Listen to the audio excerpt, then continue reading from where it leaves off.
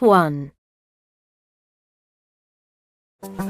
Bags, bottles, food packaging.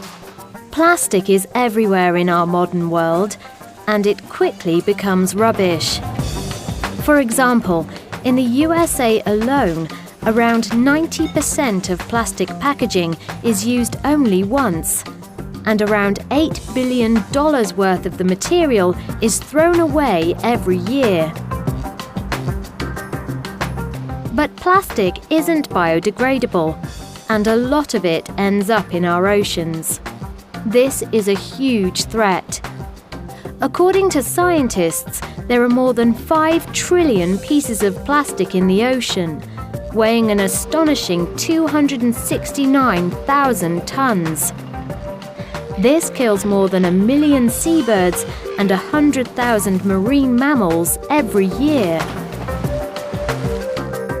All this plastic drifts along the ocean's currents, trapping other debris, and eventually coming together to form into huge islands of waste. There are 5 such rubbish islands in the world today, and according to some experts, the largest, often referred to as the Great Pacific Garbage Patch, is twice the size of Texas. Part 2.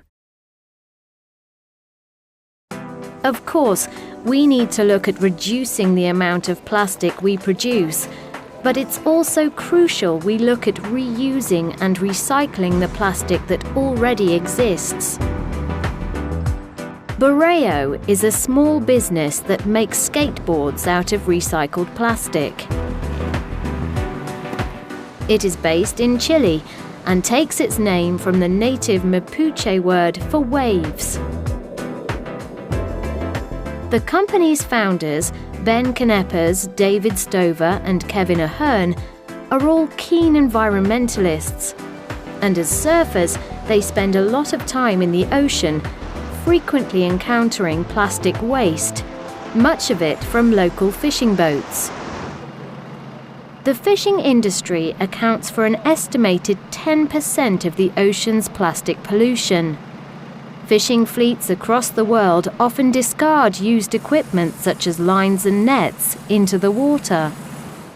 Over decades, this has had a devastating effect on both the ocean and its sea life. These nets are large and don't break down, so anything from small sea creatures to dolphins and whales can get caught up in them.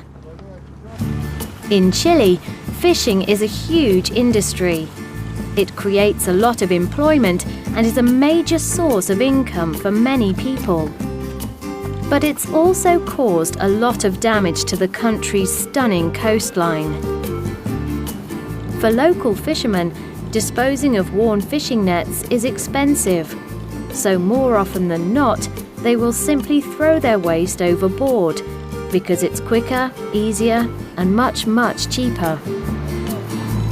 Borreo's first mission was to encourage these fishermen to stop doing this and to keep and collect their old nets instead.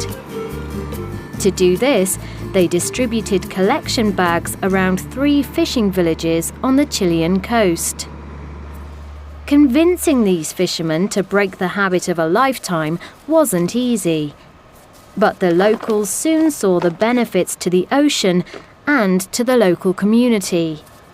Within 6 months, Borreo had collected 3 tons of plastic, enough to start manufacturing the company's first product, the Minnow Cruiser. Once they've been collected, the plastic nets are transported from these small fishing villages to Santiago, where Borreo has a recycling and manufacturing facility. Here, they shred the nets and break them down into their original pellet form. This is then melted and injected into a mold, creating the deck of the skateboard. The wheels are added and the product is ready to be sold. So far, the business has been a huge success.